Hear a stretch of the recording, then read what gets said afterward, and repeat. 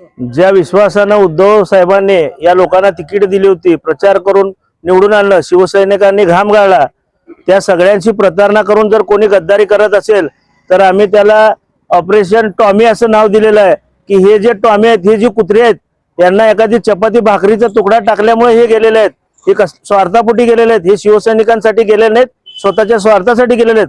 आणि आमच्या जिल्हा प्रमुखांनी आत्ताच इशारा दिल्याप्रमाणे ते आम्हाला जेव्हा सोलापुरात सापडतील तेव्हा शिवसेनेचा हिसका आम्ही त्यांना दाखवल्याशिवाय राहणार नाही। शिवसेना प्रमुख मान्य बाळासाहेब ठाकरे ज्यांनी स्थापन केलं 19 जूनला पक्षाची स्थापना केली, या पक्षाचे करोडो शिवसैनिक आक्रमक शिवसैनिक आहेत। शिवसेनाप्रमाणे आम्हाला आदेश दिला, त्या आदेशाप्रमाणे काम करणार आम्ही शिवसैनिक आहेत।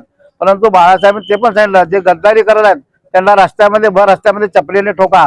परंतु आम्ही माध्यमातून बघितलं अनेक खासदार फुटीच्या मार्गावर आहेत, पण सोलापूर शिवसेनेच्या वतीनं सर्व पदाधिकाऱ्यांच्या वतीनं आम्ही गणपती घाटावर त्याचं श्राद्ध घातल्याशिवाय राहणार नाही।